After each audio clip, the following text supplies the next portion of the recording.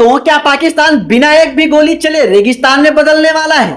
क्या हारमोज की आग और हिमालय का पानी मिलकर दुनिया का नक्शा बदलने वाले हैं? और क्या भारत ने वह ब्रह्मास्त्र चला दिया है जिसका तोड़ अब इस्लामाबाद के पास में नहीं है? आज की यह कहानी किसी रोमांचक फिल्म से कम नहीं है, लेकिन इसमें जो भी कुछ हो रहा है वह 100% सच है। ईरान और अमेरिका की दुश्मनी अब उस मुकाम पर पहुंच गई है जहां से वापसी का कोई भी रास्ता नजर नहीं आता है। हार्मोज स्ट्रेट, जिसे दुनिया की ऑयल लाइफलाइन कहा जाता है, आज जंग का सबसे खतरनाक अखाड़ा बन चुका है।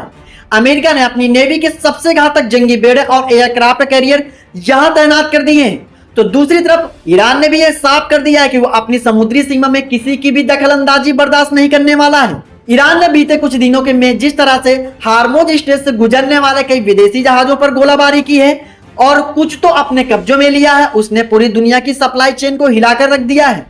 यहां तक कि भारतीय जहाजों की भी रोककर जिस तरह से तनातनी पैदा की है, उसने नई दिल्ली को भी सतर्क में ला दिया है। लेकिन इस ग्लोबल की टेंशन में एक और भी मुल्क है जो बुरी तरह से झटपटा रहा है, और वह है पाकिस्तान। जी हाँ, पाकिस्तान एक ऐसी आग में जल रहा है जिसे उसने खुद सुलगाया है। एक तरफ वह ईरान और अमेरिका के बीच में सुलह करवाने की नाकाम कोशिश कर रहा है ताकि दुनिया की नजरों में अपनी साख बचा सके, लेकिन असलियत यह है कि वह खुद अपनी बर्बादी के आखिरी पन्ने लिख रहा है।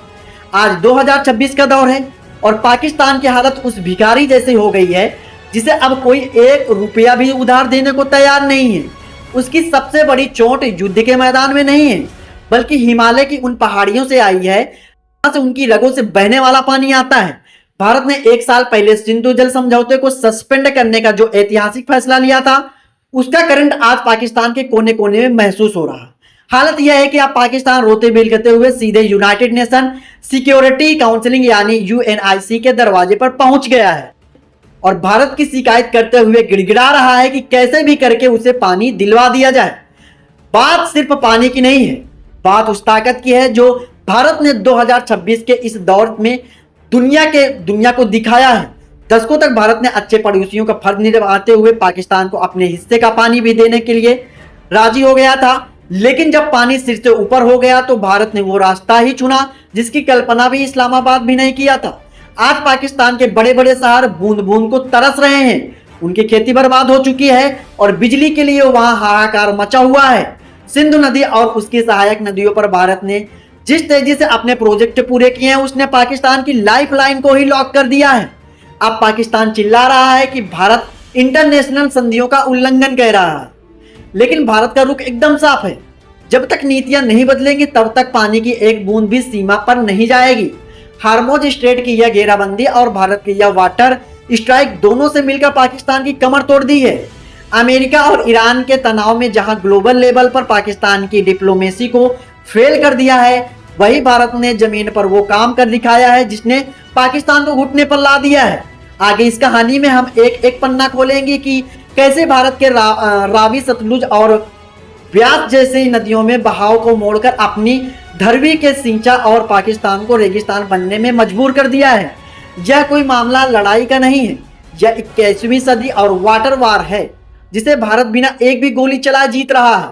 ईरान ने जब से हार्मोज स्ट्रेट और नाकाबंदी शुरू की है तब से अमेरिका के होश उड़े हुए हैं और आप ये समझ लीजिए कि दुनिया की 20% तेल इसी पतले से समुद्री रास्ते से गुजरता है। अगर ईरान ने इसे पूरी तरह से बंद कर दिया तो अमेरिका समेत यूरोप के कई देशों में अंधेरा छा जाएगा। पाकिस्तान ने सोचा था कि वह इस संकट में मध्यस्थ बनकर अमेरिका से कुछ डॉलर ऐंठ लेगा, लेकिन उसे क्या पता था कि उसके अपने ही घर में प्यास का तांडव शुरू हो गया है। भारत ने पिछले साल से जो सिंधु समझौते पर सख्त स्टैंड लिया है, उसका असर अब धरातल पर दिखने लगा। शाहपुर कंडी डैम का काम जिस रफ्तार से पूरा हुआ, उसने रावी नदी का वह पानी रोक दिया है जो सालों तक मुफ्त में पाकिस्तान जा रहा था। शाहपुर कंडी डैम में कोई छोटा मोटा प्रोजेक्ट नहीं है, यह भारत का वह मास्टर स्ट्रोक है जिसने पाकिस्तान और पंजाब प्रांत के उपजाऊ जमीन को बंजर बनाने की शुरुआत कर दी है। इस प्रोजेक्ट के जरिए भारत अब रावी नदी के पानी का पूरा इस्तेमाल जम्मू नदी और पंजाब के किसानों के लिए कर रहा है। पाकिस्तान के लिए यह किसी सदमे से कम नहीं था, क्योंकि वह मानकर बैठा था कि भारत कभी भी ट्रीटी से बाहर नहीं जाएगा। लेकिन 2026 का भारत अलग है। हमने सिर्फ पानी नहीं रोका, हमने पाकिस्तान को यह एहसास दिला दिया कि अब उसके बुरे दिन शुरू हो चुके हैं। शाहपुर कंडी के अलावा उस मल्टीपर्पज प्रोजेक्ट में भी पाकिस्तान की नींद उड़ा दी है। यह प्रोजेक्ट जब पूरी तरह से चालू होगा तो जम्मू कश्मीर को न सिर्फ भरपूर पानी मिलेगा बल्कि बिजली के मामले में यह पूरा इलाका आत्मनिर्भर हो जाएगा। पाकिस्तान की यह झटपटाहट का असली कारण यह है कि भारत ने अब सिर्फ उन नदियों पर ध्यान नहीं दिया जो उनके हिस्से में आती थी, बल्कि सिंधु, झेलम और चेनाब पर भी अपने राइट्स का इस्तेमाल करना शुरू कर दिया है। सिंधु जल समझौते के तहत भारत इन नदियों पर run of the river project बना रह सकता है और 2026 में अब भारत का किशनगंगा और रतले जैसे पावर प्रोजेक्ट की क्षमता और भी बढ़ा दिया है। रतले प्रोजेक्ट जो चेनाब नदी पर बन रहा है वह करीब 850 मेगावाट बिजली पैदा करेगा। पाकिस्तान को डर है कि इन प्रोजेक्ट के जरिए भारत जब चाहे पानी का बहाव को कंट्रोल कर सकता है। इसी डर के यूएनएससी में दहाड़ मारकर रो रहा है कि भारत उसे सुखा कर मारना चाहता है, लेकिन हकीकत तो यह है कि पाकिस्तान ने खुद अपने ही पैरों पर कुल्हाड़ी मारी है। सालों तक उसने भारत के खिलाफ साजिशें रची, लेकिन कभी भी यह नहीं सोचा कि जिस पानी पर उसकी पूरी इकोनॉमी टिकी है उसकी चाबी तो भारत के पास है। आज जब पाकिस्तान के पास अपने लोगों को खिलाने के लिए आटा नहीं है तब वह पानी के लिए दुनिया भर में हाथ फैला रहा है।